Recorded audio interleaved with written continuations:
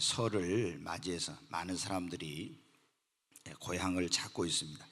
아마 여기 지금 예배를 드리러 온 우리 성도님들도 주일날 낮에 예배를 드리고 나서 이제 집에 가시려고, 고향 가시려고 그렇게 마음 먹고 있는 분들도 많이 있을 겁니다.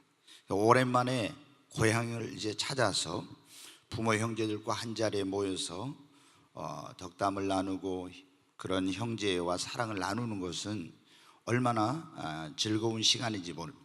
그래서 그 귀성길이 힘들어도 꼭 우리 민족은 그 회귀 본능이 있는 연어처럼 그렇게 아주 먼 고생스러운 그런 길을 마다하지 않고 꼭 고향을 찾아가죠.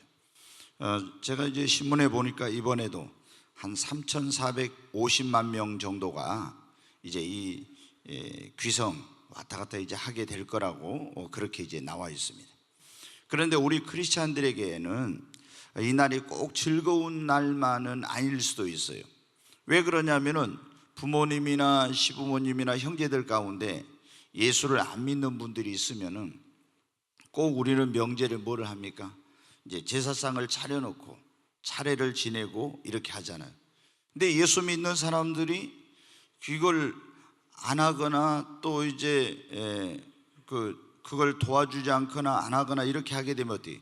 거기서 가족 간에 많은 갈등과 어떤 문제들이 생기죠. 그러면서 부모 형제들이 뭐라고 합니까? 야, 너희들이 어디서 떨어졌냐? 너희들이 하늘에서 그냥 떨어진 땅에서 어디 솟았느냐고. 순히 예수 믿는 것들은 조상들도 모르고 부모 형제도 모르는 싼 것들이라고 이렇게 하면서 아주 어떤 경우는 심하게 예수 믿는 사람들을 막 나무라고 공격을 하게 돼요. 또 이제 며느리나 이런 분들은 어떻게? 자녀들은 시부모님 안 믿는 시부모님 눈치 봐야 되고 안절부절을 못하는 거예요. 그래서 뭐 어떤 분들은 꾀를 내가지고 직장에 안 쉰다 해가지고 또 안 간다든가 아니면 뭐 몸이 아프다든가 해가지고 또 안 아픈데 아프다 갈 수도 없으니까 하나님 어떤 분은 심지어 차라리 몸이 아프게 해가지고 병원에 입원하게 해주세요. 이렇게까지도 이제 하시는 분들이 있거든요. 왜? 이게 이제 예수를 믿는 사람들은 이게 뭡니까? 이 제사를 지내는 것은 하나님께서 기뻐하시는 그런 일이 아니고 우상 숭배하는 일이요 죄를 짓는 거라는 것을 알기 때문에 할 수도 없고 안 하자니 욕을 먹게 되고. 여러분 어때요? 성경은 그래요. 하지 말라 하면 안 된다고. 왜? 이것은 우리가 제사를 지내고 차례를 지낸 것은 돌아가신 부모님께 하는 거라고 하면, 조상님께 하는 거라고 하면 우리가 해야 되겠지만 성경에 분명히 그렇게 나와 있잖아요. 이거는 귀신에게 하는 것이다는 거예요. 우리가 여러분 사람이 죽으면 어떻게 됩니까?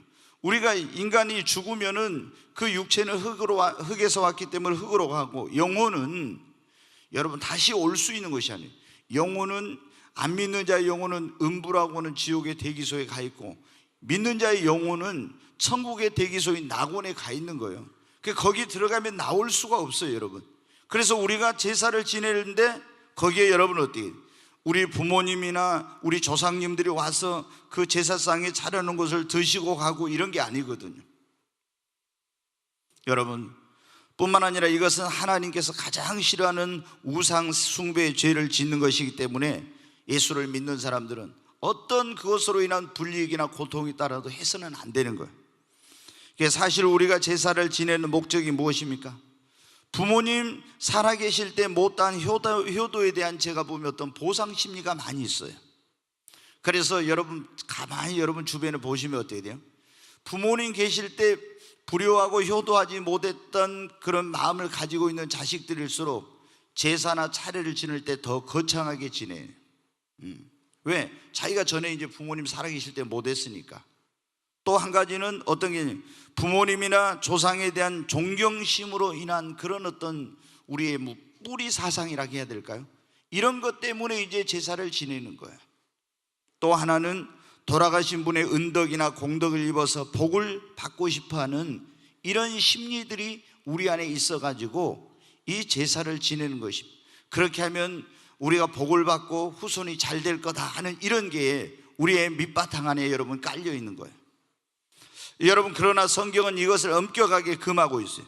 그것은 조상에게가 아니라 귀신에게 제사를 하는 것이요 이 집안을 망하게 하는 귀신을 집안으로 불러들이는 일이다. 여러분, 귀신이라는 존재는 원래 어떤 존재냐면은 하늘의 이 천사들 가운데, 천사들은 영물이라고 영적인 존재인데 타락한 그 천사들이 하늘에서 쫓겨났는데, 이것들이 뭐냐면 지금 그 지옥에 가기 전에 최후의 마지막 심판이 있기 전에 이 공중에 지금 권세 잡은 사탄의 종노릇을 하면서 다니고 있는 거예요. 그래가지고 이것이 사람의 몸에 들어가기도 하고, 여러분 어떻게 돼요? 이제 집안의 틈을 타기도 하고 오는 거예요.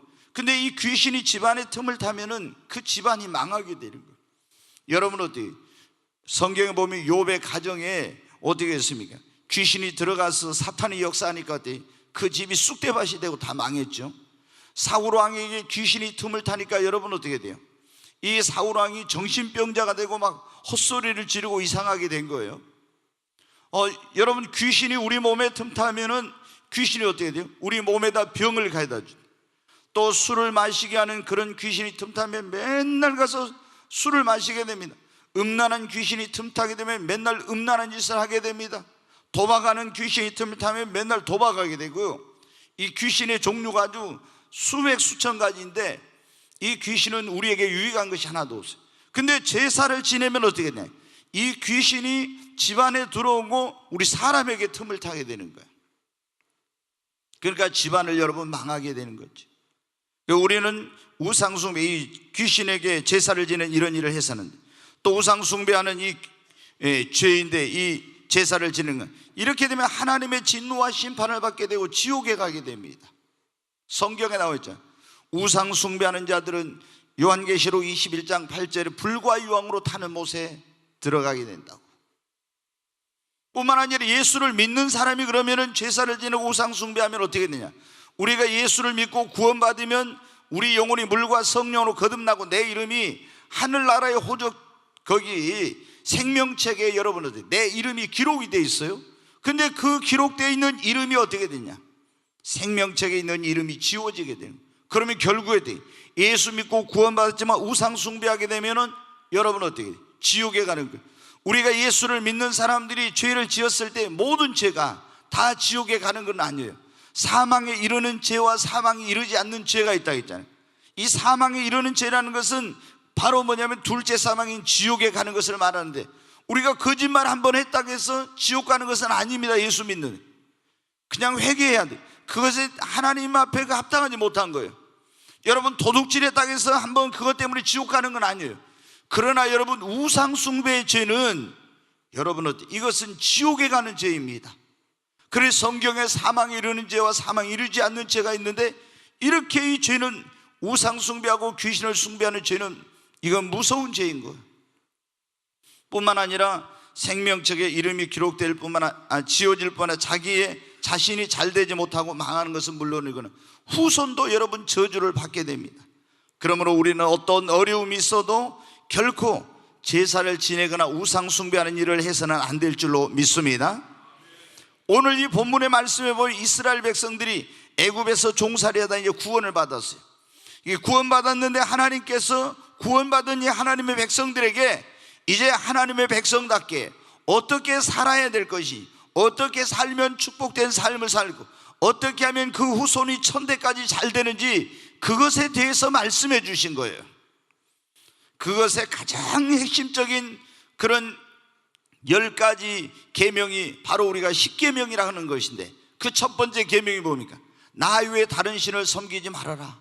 두 번째는 우상을 숭배하지 말라는, 하늘에 있는 것이나 땅에 있는 것, 땅 아래에 있는 것, 물속에 있는 어떤 것이든지 형상과 모양을 만들어 섬기거나 절하거나 이렇게 하지 말고 우상을 숭배하지 말라는 겁니다.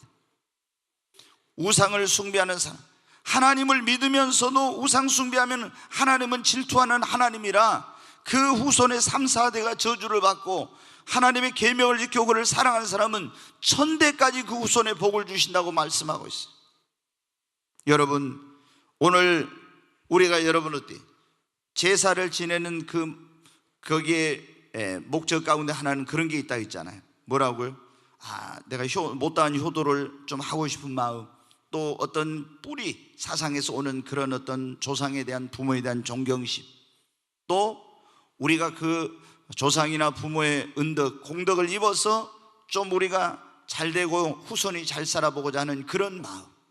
근데 여기 성경에 나와 있어. 어떻게 하면 우리가 하나님께 축복을 받고 우리 후손이 잘 되는지. 여러분, 그 후손이, 오늘 하나님께 주신 말씀은 후손이 잘 되려면 그런 말씀인데, 여러분 우리만 잘 돼야 되는 것이 아니라 우리 후손들도 여러분 잘 돼야 됩니다. 제가 여러분 지나가면서 어제도 운전하다 이렇게, 어제인가요? 이렇게 가 보니까 연세가 80세 넘은 할아버지가 그 복잡한 시장이 있는데 거기 도로에서 어떻게 했냐면은, 이게 뭐냐면 자전거에다 그 가서 박스 이런 걸 주워가지고 막 이렇게 가시는 거예요. 보니까 연세가 80이 넘으신 거예요. 여러분 어때? 그 자식이 어떤 가운데 살고 있는지 모르지만, 그래 연세 많으신 분들이 시장 바닥에 나와서 그 할머니들이 차차찬 그 겨울 그 바닥에서 거기서 뭐 물건을 팔고 있는 거 보면 어떻게 돼? 그게 자식이 잘 되지 못한 결과예요. 또 어떤 자식은 잘 되고 있지만은 부모님을 버려뒀든지 둘 중에 하나겠죠. 여러분들, 우리가 예수를 믿는 사람들은 우리 후손들이 잘 돼야 하나님께 영광이에요. 아멘. 그리고 우리 자신의 노후도 그러고 우리 후손들이 잘 돼야 그것이 가문에도 영광이 되는 것인데, 예수를 믿는 사람들이 여러분 어때? 교회를 다니지만 여러분 자녀들이 안 되고 후손들이 안 돼 보십시오. 그러면 지금까지 그 하나님을 영광스럽게 했던 그 가문의 명예가 다 땅에 떨어지고, 다 여러분 어때? 그 자신도 불행하게 되고 그 후손들도 비참하게 되고 이렇게 되지 않습니까? 여러분 어떻게 하면 우리 후손이 잘 될 수 있어요? 부모가 우상 숭배하지 말고 예수 믿고 만복의 근원 대신 살아계신 하나님을 경외하고 섬겨야 됩니다. 여러분, 우리가 아는 대로 아브라함을 믿음의 조상, 축복의 조상이라고 그러지 않습니까? 근데 아브라함이 여러분 어떻게 했어요? 이 살아계신 만복의 근원 대신 하나님을 믿기 전에 어떻게 했어요? 그 아버지가 데라인데 유프라테스 강가에 정말 기름진 곳에 살고 있었습니다. 여러분 어떻게, 홍수가 나면 그 퇴적물들이 밀려와가지고 그 땅이 너무너무 비옥했어요. 그러나 우상 숭배했던 그 집안은 여러분 어떻게 해요? 얼마나 정말 찢어지게 가난하고 자녀도 없고 미래에 대한 그런 꿈과 소망도 없는, 얼마나 비참하고 고통스러운 삶 속에 있었는지 모릅니다. 그런데 그러던 어느 날 아브라함이 여러분 어떻게 돼요?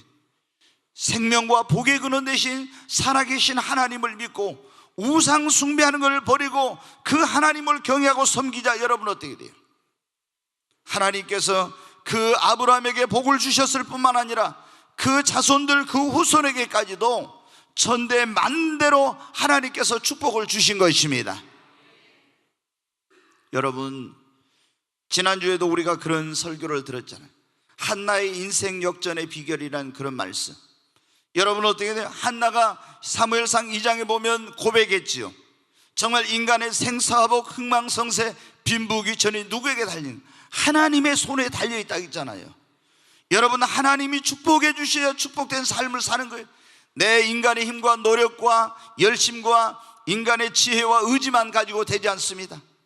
늘 여러분에게 제가 강조하지만, 농부가 가서 아무리 열심히 땅을 갈아엎고 비료를 주고 그리고 풀을 매주고 열심히 씨를 뿌리고 해도 여러분 어떻게, 하늘에서 적당한 때에 이른 비와 늦은 비를, 햇빛을 비춰주고 바람을 불어주지 않으면 그 농사가 여러분은 열매를 맺을 수가 없는 거예요.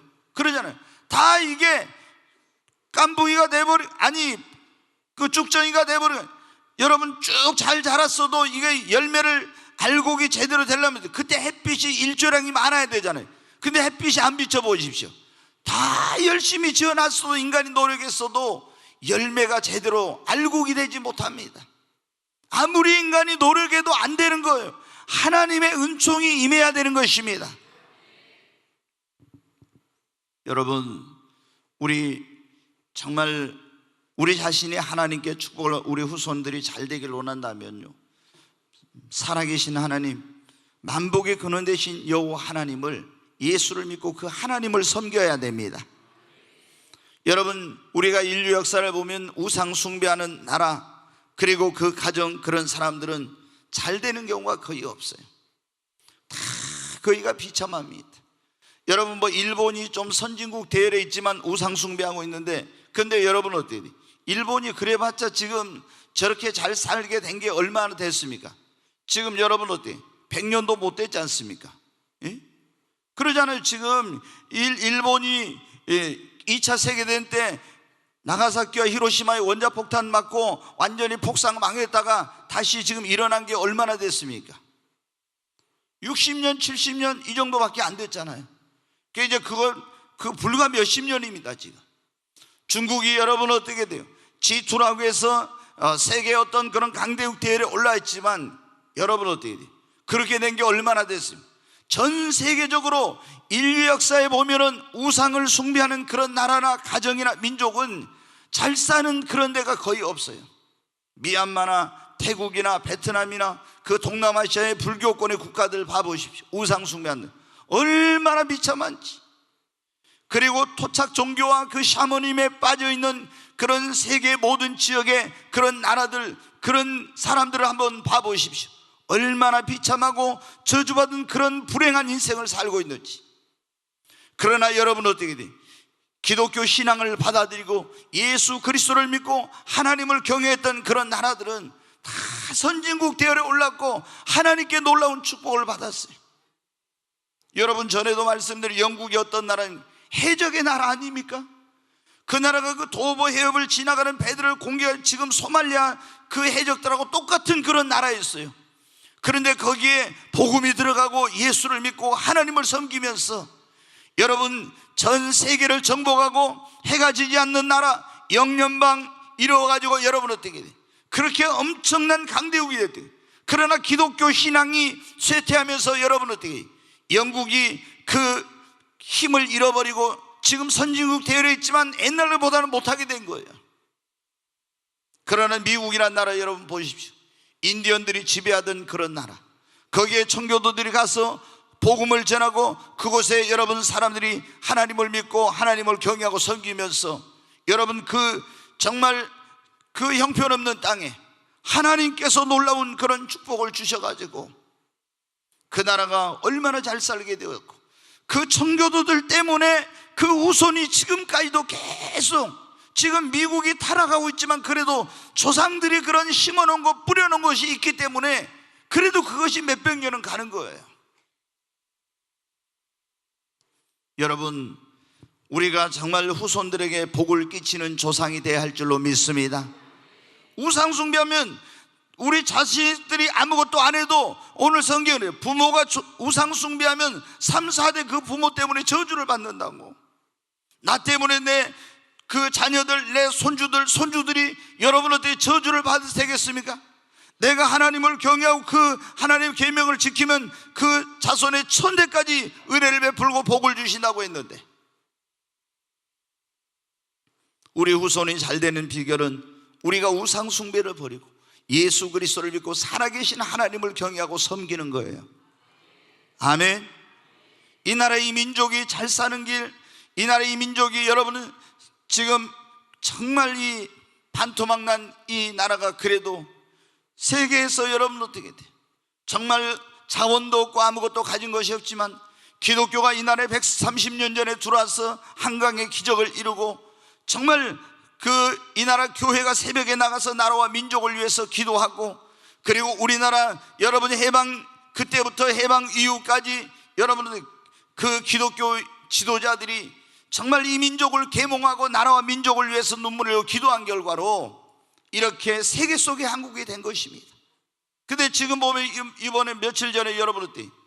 무슨 당의 그 여당의 종교위원장인가 그 인간이 국회에 와서 그 구판을 벌이고 여러분 이런 짓거리를 했다는데 이거는 나라를 말아먹는 여러분 이건 아주 잘못된 그런 못된 짓거리인 것입니다. 이 나라가 하나님의 은혜로 하나님의 도우심과 축복으로 이렇게 됐는데 아니 여러분 어때요? 그 국회에다가 그런 구다는 사람을 무당을 데려다 놓고 거기서 구판을 이게 있을 수나 있는 일입니까? 우리는 여러분 우리가 늘 부르는 애국가 그 가사의 소절처럼 여러분 동해물과 백두산이 마르고 닳도록 하나님이 보호하사 아멘.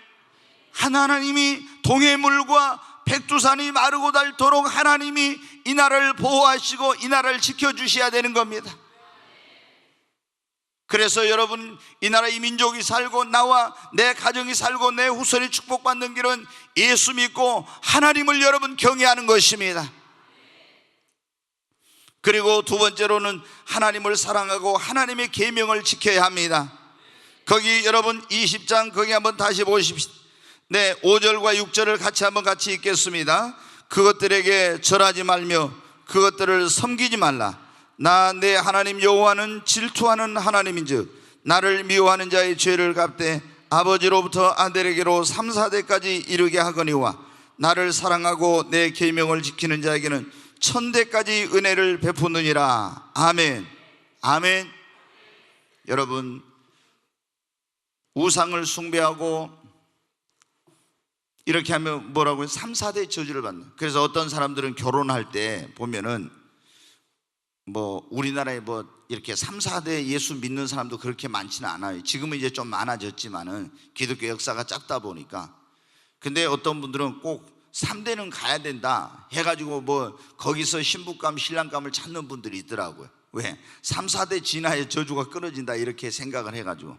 그러나 여러분, 우리가 예수 믿으면은 믿고 그걸 예수의 피로 예수 이름으로 저주를 끊으면 되는 겁니다. 꼭 그럴 필요는 없어요. 예수 안 믿으면 3, 4대 저주. 예수 믿고 우리가 하나님을 사랑하고 그의 계명을 지키면 그 하나님께서 은혜를 몇 대까지 베푸신다고요? 1000대까지 베푸신다. 1000대까지. 여러분 어때요? 그래서 우리 여러분 어때요? 정말 예수를 믿고 구원받는 사람들이 그냥 구원받은 것으로 끝나가지고는 축복을 못 받아요. 예수 믿고 구원받은 다음에 하나님을 경외하고 하나님을 정말 사랑하는 마음이 있어야 됩니다. 그리고 하나님을 사랑하고 하나님 말씀대로 살 때 하나님께서 우리에게도 복을 주시고 우리 자녀들에게도 복을 주시는 거예요. 신명기 28장에 그랬잖아요. 하나님을 사랑하고 하나님의 계명을 지키는 사람은 어떻게 돼요? 세계 모든 민족 위에 뛰어나게 하실 것이요, 꼬리가 되지 않고 머리가 되면 아래에 있지 않고 위에 있게 할 것이며, 여러분, 그리고 뭐라고 했어요? 네 몸의 소생, 내 자녀에게 하나님께서 축복을 주실 거라고 했지 않습니까? 여러분, 저는 우리 민족이 세계 속에 우뚝 선 민족으로 세계를 리더하는 그런 민족이 되는 길은 만복의 근원 되신 하나님을 믿고, 그리고 여러분 어떻게 돼요? 우리가 이 나라 이 민족이 하나님을 경외하고 하나님을 사랑하고 그 계명을 지키는 거예요. 그런 민족이 하나님께서 이 세계를 리더할 수 있는 그런 하나님께 지혜와 능력과 그런 하나님께서 물권과 이런 모든 것들을 하나님이 부어주시는 것입니다. 여러분 보십시오. 솔로몬이 유대 이스라엘의 왕이 됐을 때 세계에 가장 강력한 영향력을 미치는 그런 날이, 나라가 여러분 커서가 아니었습니다. 하나님께서 그에게 놀라운 그런 지혜를 주시니까 정말 이 세상에 그 어떤 사람도 상상할 수 없는 그런 지혜와 능력을 하나님 주시니까 이 온 세상의 부여와 그 풍부와 그런 모든 재물이 다 여러분 어떻게 그 조그만 우리나라 강원도 땅만한 그 이스라엘 나라로 여러분 다 오게 된 거예요. 그리고 세계 속에 그 명성을 떨치게 되고 여러분 얼마나 하나님께 영광을 돌리게 됐는지 몰라요.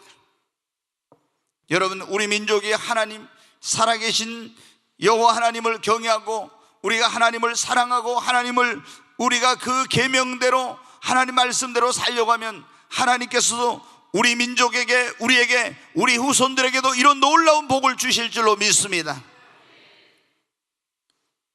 여러분, 우리가 하나님을 경외하고 사랑하고 그 계명을 지키고요, 참 이 자녀들을 또 하나님을 경외하고 이렇게 하도록 해야 돼요. 그래야 여러분 어때요? 그 애들이 어떻게 돼요?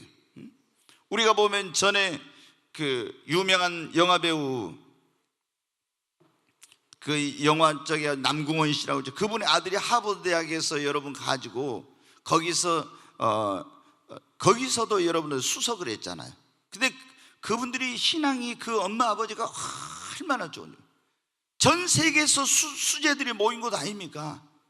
근데 거기 가가지고 거기서도 1등을 했어요. 하나님이 그런 지혜를 부어주신 거예요. 그러면 어떻게 돼요? 세계적인 수재들이 모인 곳에 가서 1등 세계에서 머리가 된 거 아닙니까? 성경 말씀 그대로 너는 꼬리가 되지 않고 머리가 되고 아래만 있지 않고 위에 있고. 여러분, 저는 우리 꿈의 교회 정말 이 성도님들이 다 제가 우리 교회 보면 여기 세계를 무대로, 우리는 목포가 너무 좁아요.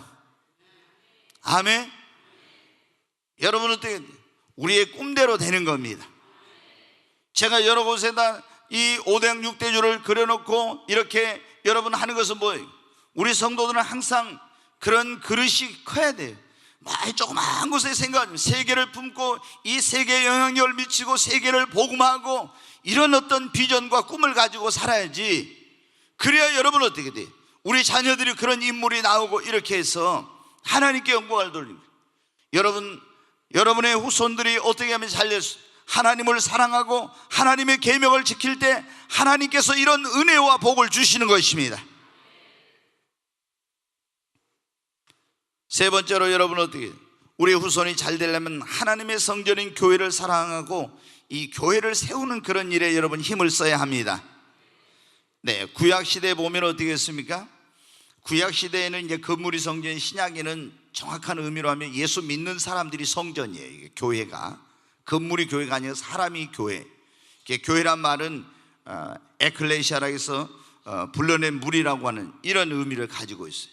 근데 여러분 어떻게 이 구약에 보면은 솔로몬 그리고 다윗이 어떻게 하나님의 성전을 짓고 그리고 큰 하나님께 축복을 받았죠.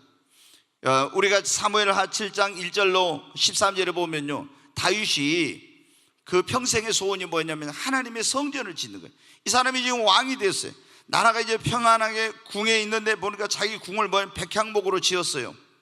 아니 그런데 하나님의 그 법궤는 이 텐트를 쳤는데, 장막을 쳤는데 있는 거예요. 그래서 이건 아니다.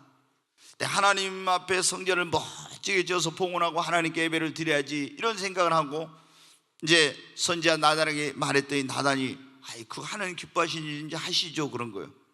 그런데 나단 선지자가 가고 있는 하나님의 음성이 들려요. 너 다시 돌아가서 내 종 다윗에게 말해라. 내가 언제 누구에게, 사람에게, 누구에게 뭐 이런 나를 위해 성전을 지으라 한 적이 있었느냐 하면서 이제 나단이 와서 하나님 말씀을 전합니다. 당신은 하나님께서 안 된다고 합니다. 당신이 몸에서 날 아들이 지을 거라고. 그런데 당신이 하나님의 집을 세우려고 했기 때문에 이런 복을 주신다고 했습니다. 그러면서 오늘 땅에서 위대한 자의 이름같이 내 이름을 위대하게 만들어 주리라고 했습니다. 그래요. 두 번째, 악한 종류로 해하지 못하게 하리라. 세 번째, 무거운 멍에를 벗어버리고 쉬게 하리라. 네 번째, 여호와가 너를 위하여 집을 세워줄 것이고 내 몸에서 날 내 씨를 세워 그의 나라와 그의 왕위를 영원히 경고케 하여 주리라. 여러분 어때요?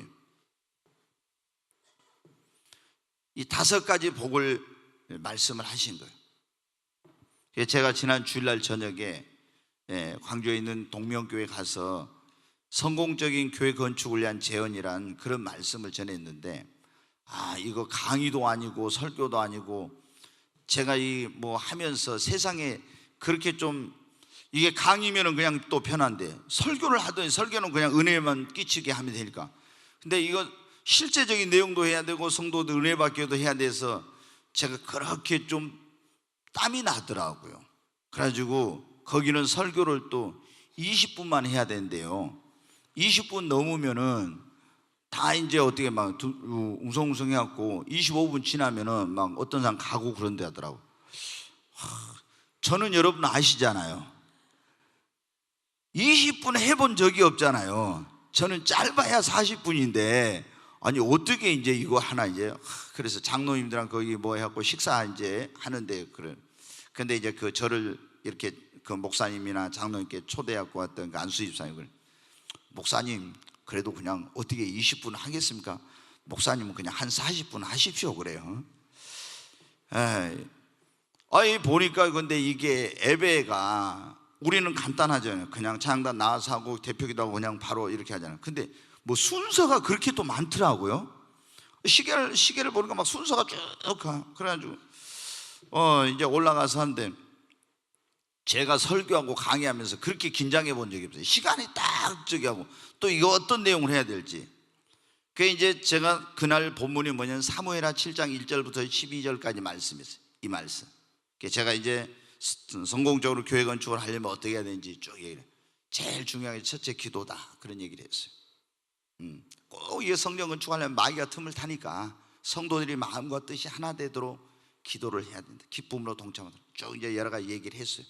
사고도 안 나야 되고 그 건축하는 회사들도 축복을 위해서 그 회사들이 또 문제 생기면 안 되니까 여러 가지 이제 그런 제목으로 기도를 해야 된다. 그 다음에 준비의 치밀성, 철저하게 준비하고 치밀하게 준비하는. 세 번째, 설계를 잘해야 된다. 네 번째, 그 이제 업체들 선정을 잘해야 된다. 뭐 쭉 이제 이런 식으로 해가지고 현장 관리를 잘해야 된다. 또 재정에 대한 문제를 어떻게 한다. 뭐 등등 이제 쭉 이런 얘기를 했어요. 근데 제가 이렇게 이제 설교하다 보니까 거기는 예배당이 기역자로 됐더라고요.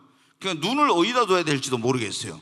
아니 기역자로 되니까 이쪽에 있는 사람 보면 저기는 안 보이잖아요. 또 저쪽 보면 이쪽은 안 보이고, 이야 이거 그 하여튼 어떻게 했어요. 그 이제 제가 진짜 땀을 나고 설교를 했는데 그 안수 집사님, 그래 저보다 초청했던 안수 집사님, 목사님 저희 교회는 20분 넘으면 그때부터 이렇게 25분 되면 어떤 사람 가버리는데 자기가 이제 시계를 봤대요. 이렇게 한 30분 넘어가니까 시계를 보고 이렇게 이제 40분 되니까 앞뒤로 다 둘러봤더니 그래도 한 사람도 자리 뜬 사람 없고 다 강단에 목사님 얼굴만 쳐다보고 있더라고. 거기는 아멘도 안 하더라고요.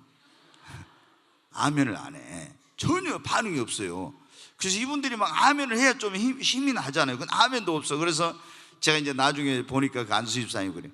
우리 교회는 교육을 그렇게 받아갖고 아멘을 안 한대요. 그래서 목사님들이 설교하러 오면 그렇게 힘들다 한다. 성경에 나는 왜 그렇게 가르치는지 몰라요. 아멘하여 하나님께 영광을 돌리라 했잖아요. 하나님 모든 말씀은 애가 되니 그런즉 아멘하여 하나님께 영광을 돌릴지어다. 그렇지 않아요? 그 아멘하면은 막 설교한 사람도 살아나고 분위기가 뜨거워지고 성령 충만해지고 하나님께 영광 돌리고 하는데, 그래서 제가 이제 이 설교를 했어요.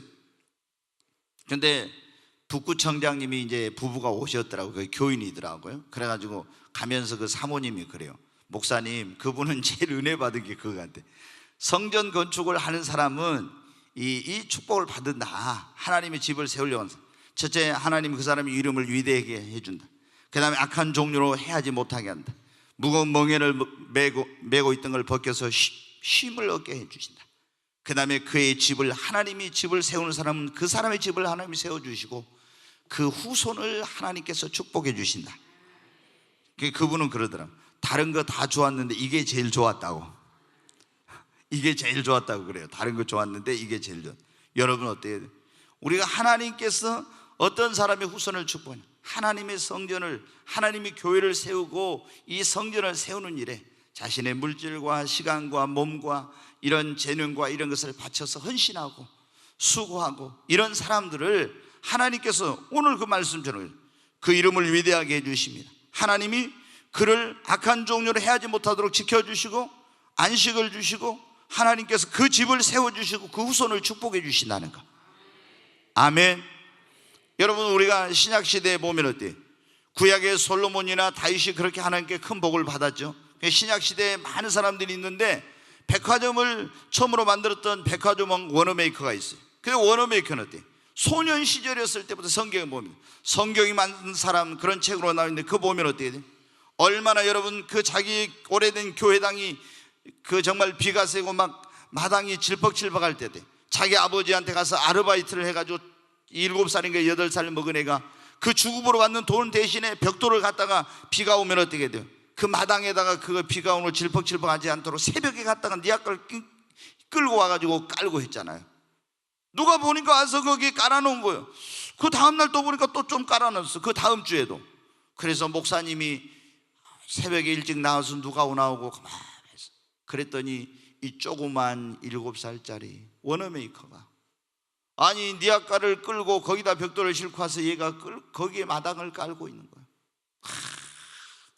목사님의 눈에서 눈물이 막 하염없이 흘러요. 잘 사는 성도들 있고 오래된 성도들도 있고 직분자들도 있는데 교회가 비가 새고 마당이 질퍽질퍽해도 아무도 관심이 없는데 이 7살짜리 소년이 그걸 하는 거예요. 그 애를 끌어안고, 저도 그 책을 읽을 때마다 제가 눈물이 나더라고요. 그 아이를 끌어안고 하나님 앞에 축복해 달라고 얼마나 그렇게 축복 기도를 한 거예요.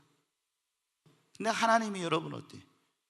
그 아이를 축복해 주셔가지고 최초로 백화점이란 걸 만든 거예요. 그리고 백화점 왕이 됐어요. 여러분 어때요? 나중에 미국의 최신부 장관까지도 했죠. 근데 여러분 어때요? 우리가 세계 최고의 부자인 록펠러 얼마나 기부 많이 했죠. 근데 여러분 교회당을 얼마나 지어서 4천 몇 배, 거의 5천 개나 예배당을 지어서 하나님 앞에 여러분 헌당을 한 거예요. 그러니까 하나님께서 성경을 딱 읽은데 보니까 역청이 나와. 역청, 딱 성령님 영감을 역청이 나오는데 이게 어때? 애굽에 그 나일강 있는데 역청이 나와. 역청이 어디서 나와요? 이게 기름이 오일이 있는 데서 역청이 나온 거 아니에요. 거기서 가서 유전 탐사를 했더니 엄청난 유전을 발견한 거예요. 막 이래가지고 여러분 어떻게 돼요? 하나님께서 그러니까 하나님의 성전을 건축하는 사람에게, 성전을 세우는 사람에게 상상도 못할 그런 복을 주신 거예요. 그래가지고 여러분 어떻게 봐요? 너무나 막 어마어마한 그런 부를 갖게 되니까 미국에서 있잖아요. 록펠러가 뭐 상상할 수 없게 되니까 그 법을 막 정부에서 만들어가지고 이걸 너무 많이 갖지 못하도록 부를 막 그 제한하는 그런 법까지 만들 정도로 그렇게 여러분 엄청난 하나님의 축복을 주신 거예요. 하나님이 하시면 다 됩니다.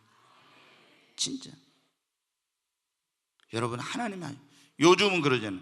아이디어가 여러분 어떻게, 그게 재산이잖아요.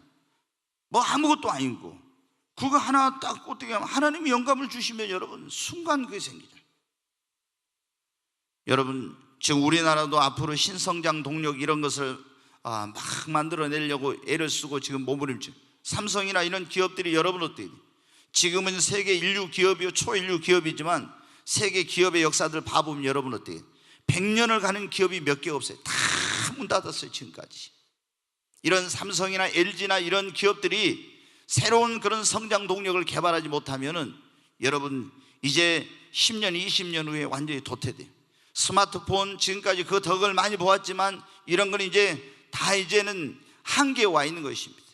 이런 모든 그런 것을 뛰어넘고 계속 기업이든 그 나라든 초인류 기업, 초인류 국가가 되고 선진국으로 하고 계속 세계를 리드하려면은 하나님이 축복을 주시고 지혜를 주시고 능력을 주셔야 돼요.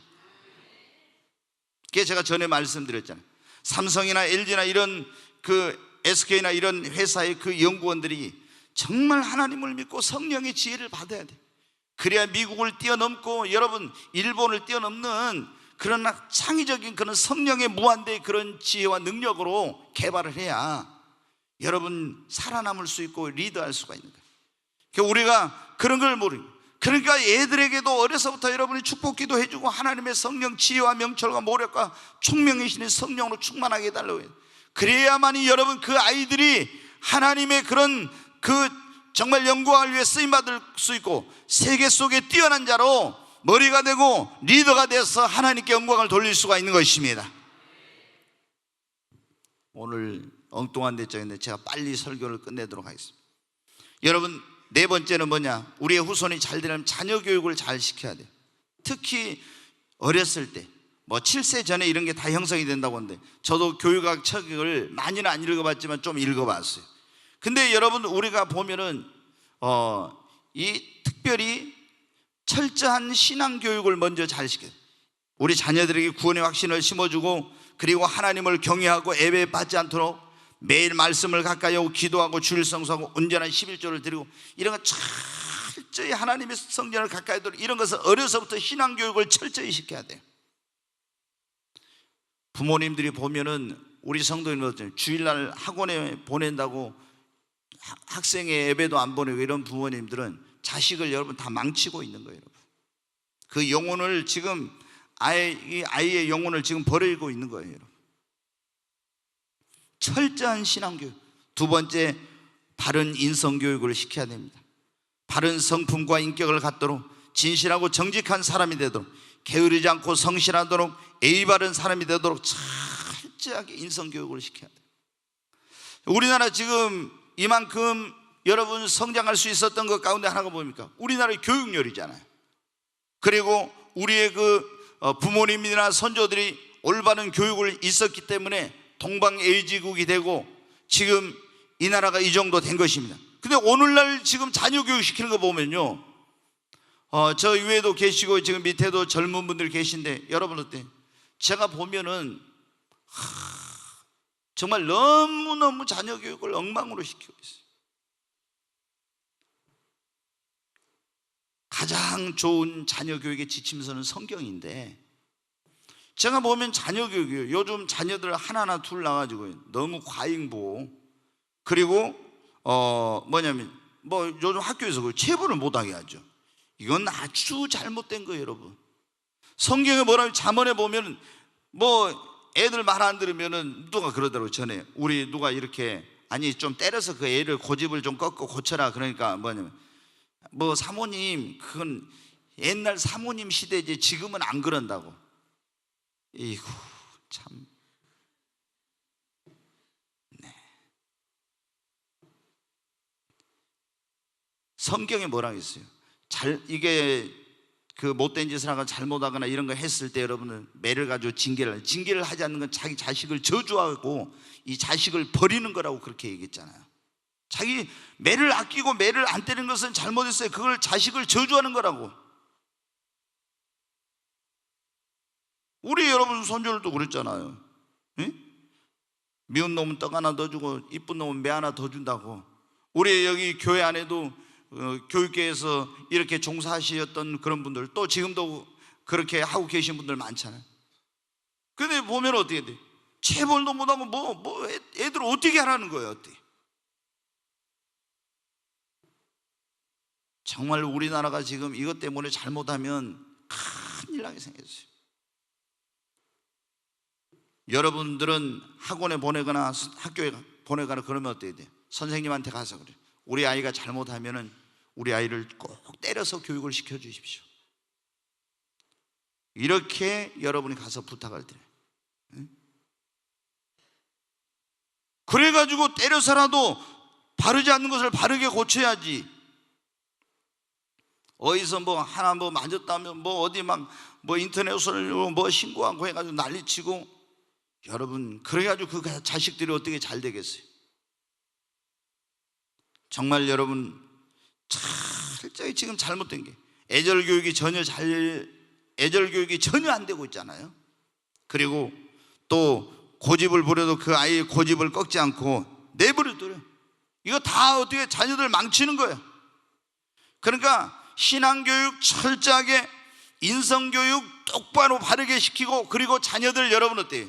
내가 보면 너무 과잉보호하는데, 여러분 그래가지고 그 아이들이 이 험한 세상에 가서 어디 가서 여러분 그 아이들이 살아가겠어요?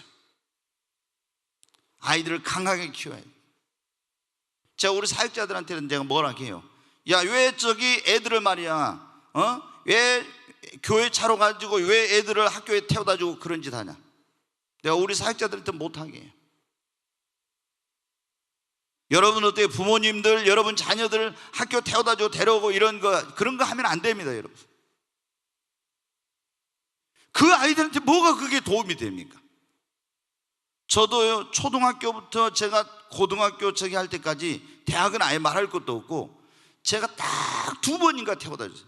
비가 너무나 한 번 오는 거예요. 도저히 학교를 제대로 갈 수 없을 정도. 그래서 한 번 태워다 주고, 그리고 한 번은 제가 이제 그 스승의 날인데 선생님한테 선물을 돈을 보낼 수도 없고, 그래서 제가 어떤 선물을 보냈는데 이 녀석이 안 가지고 간다는 거예요. 그래서 제가 차에다 선물을 실어가지고 너 타라 해가지고 이제 가지고 간 거예요. 그러니까 아버지 창피해서 어쩌고, 애들이 뭐라거든 너는 네가 스승에게 해야 될 도리를 하는 거예요. 그러면서 제가 이제 거기가 태워다 주니까 안 가지고 갈 수는 없잖아요. 그래가지고 제가 한 적이 있어요. 여러분 어때야 돼요? 자녀들을 강하게 키워야 됩니다. 지금 보면 너무나 과잉보호요. 고집 고집 세면 매를 때려서 딱 고집을 꺾고, 그리고 버리장머리 없으면 버리장머리 그걸 없는 걸 딱 고치고 때려서라도 해가지고 딱 해야 그 아이들이 올바르게 이렇게. 여러분 어떻게, 나무가 보십시오. 어린 나무일 때는 이게 바르게 피는 게 쉬워요. 그러나 이게 한번 이제 좀 지나가지고 딱 굵어가지고 굳어버리세요. 그럼 이거 필 수 있어? 못 피는 거예요, 여러분. 후손들이 잘 되려면은 부모님이 교육을 제대로 시켜야 돼요. 교육을. 그래서 저도 아들이 하나니까, 제가 이제 아들이 어렸을 때 보면요, 지네 엄마한테 직장 다니는데 전화 한번 하라 해도 전화 못 하고요. 유치원 다닐 때 어디 가서 내가 보니까요, 뭐 다른 애들은 나오고 잘하는데 이놈은 나올 때부터 얼굴이 빨개 갖고는, 아유 어디 가서 뭐라면 아빠 뭐라고 해 말도 못하고 이런 거. 그래서 내가 저걸 이제 어떻게 키워야지 되나, 저를 강하게 키워야 될 건데. 그래서 제가 군대를 그때 해병대에 보냈어요. 어찌됐든 이 녀석을 강하게 키웠어요, 내가.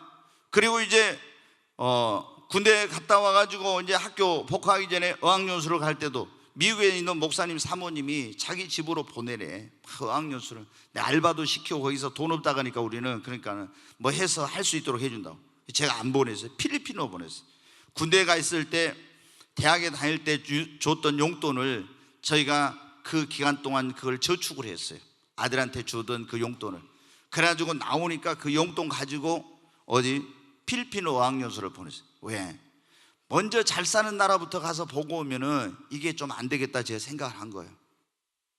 못 사는 나라, 힘든 그런 환경을 먼저 보고 와야 네가 지금의 이런 모든 것에 대해서 감사하고 이렇게 할 거다, 이런 생각이 든 거예요.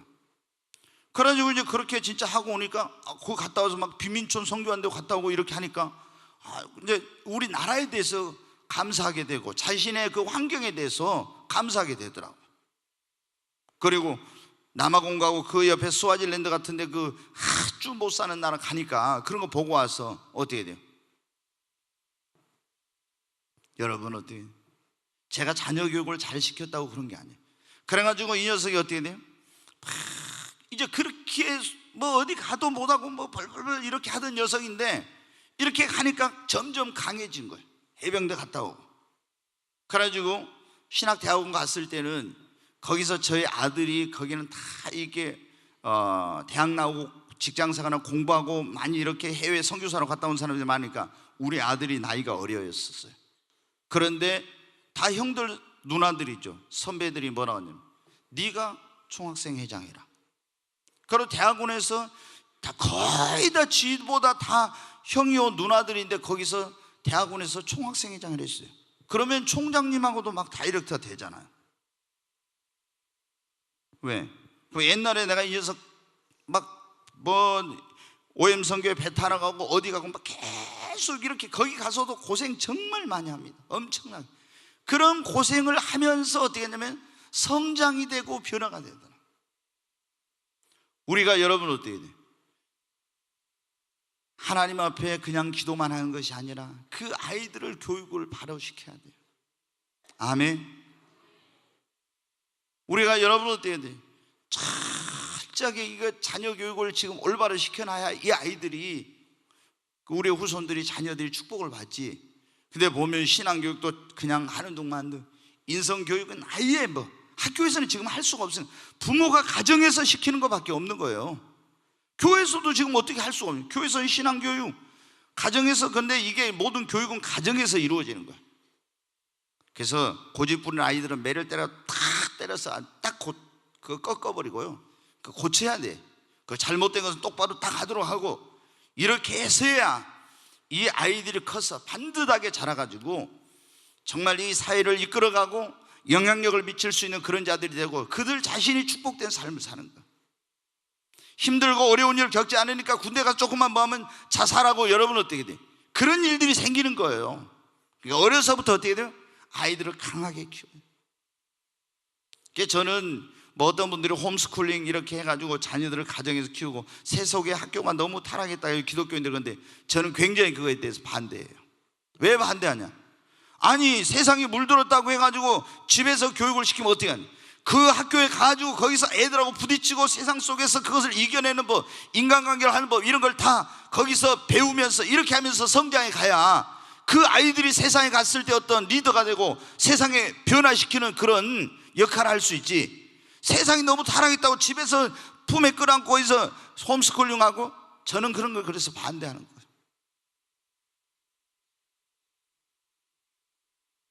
거예요. 여러분의 후손들이 잘 되려면 중요한 것이 교육을 잘 시켜야 된다는 거예요. 아멘. 한 가지만 말씀드리고 마치겠습니다. 우리의 후손이 잘 되면 부모가 열심히 심고 열심히 기도해야 합니다. 심는 대로 거두네. 많이 심으면 많이 거두고 적게 심으면 적게 거두고, 좋은 걸 심으면 좋은 걸 거두고 나쁜 걸 심으면 나쁜 걸 거두게 돼. 그래서 부모가 열심히 물질로, 봉사로, 헌신으로, 충성으로, 구제로, 선행으로, 사랑으로 열심히 심고, 정말 그 후손들을 위해서 여러분 열심히 기도해야 합니다. 부모가 기도하면 그 자녀나 후손이 반드시 여러분 축복을 받습니다. 한나의 기도로 사무엘이 하나님의 귀한 종이 되고 쓰임을 받았죠. 민족의 지도자가 되었잖아요. 나라를 위기에서 구하게 됐잖아요. 그리고 여러분 모니카의 기도로 어거스틴 같은 그런 위대한 하나님의 종이 나왔지 않습니까? 여러분 오늘 우리가 그런 말씀을 들었어요.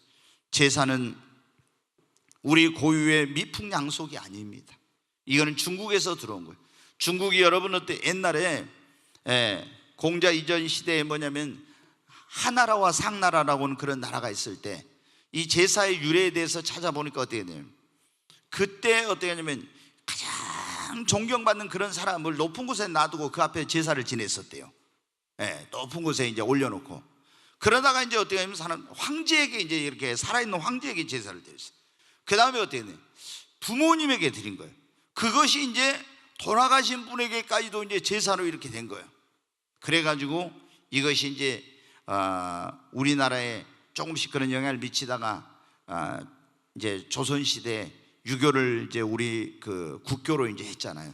그러다 보니까 이제 우리나라의 이 제사 제도가 그때부터 아주 와서 확 이렇게 자리를 잡고 그게 지금까지 그게 쭉 내려오게 된 거예요. 이게 우리 고유의 미풍양속이 아니라 중국에서 들어온 거예요. 여러분 어때요? 제사 지내는 것은 우상 숭배하는 겁니다. 하나님 기뻐하시잖아요. 그러니까 그거 한다고 해서 후손이 잘 되는 거예요. 만복의 근원 대신 하나님을 경외하고 섬기고 그 하나님을 사랑하고 계명을 지키고, 그리고 여러분 어떻게 돼요? 우리가 정말 하나님의 교회를 가까이 하고 이 교회를 세우고 사랑하고, 그리고 자녀 교육을 똑바로 시키고 자녀들을 위해서 심고 하나님 앞에 기도할 때 우리 후손들이 축복을 받는 것입니다. 여러분 그러잖아요. 우리 후손이 잘 돼야 합니다. 제일 농사 중에 어려운 농사가 뭡니까? 자식 농사잖아요. 근데 우리 후손들을 잘 그렇게 해야 우리에게도 그런 기쁨과 가문에게도 하나님께도 다 영광이 오고 이렇게 하는 것인데, 우리가 지금 보면 너무나 그런 부분들이 소홀히 되고 있는데, 여러분 이번 명절에 꼭 절대로 우리 성도들은 가서 제사 지내거나 뭐 제사 음식 만들고 우상 숭배하는 그런 일을 하지 말고, 그리고 믿음을 굳건하게 지키시고 참 빨리 가족을 복음화 해가지고 온 가족이 다 만복의 근원 대신 하나님을 경외하는 그런 가정이 되시기를 바랍니다.